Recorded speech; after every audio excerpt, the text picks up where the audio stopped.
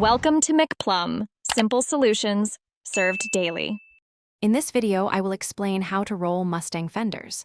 First, let's gather our essential tools. You'll need a reliable heat gun, a quality fender roller, and sturdy jack stands to safely support your vehicle. It's crucial to ensure your Mustang is clean and securely elevated. Before you begin, take a moment to thoroughly clean the fender lip. This preparation is key for a smooth and successful rolling process, setting the stage for excellent results. Now, let's dive into the technique. Begin by heating the paint evenly with your heat gun.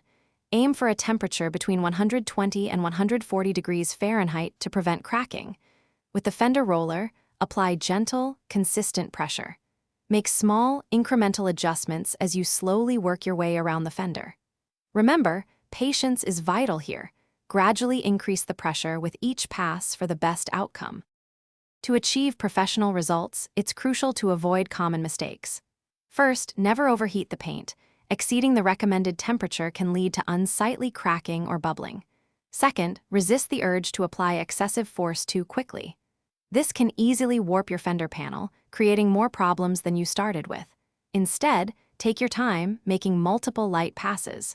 This careful approach ensures a smooth, even roll without damage. Once you've completed the rolling, it's time for the finishing touches. Carefully inspect the rolled fender for any uneven spots or minor paint imperfections. A thorough cleaning of the area is next, followed by applying a protective wax or sealant to ensure durability and a great finish. Finally, reinstall your wheels and tires, double-checking for proper clearance.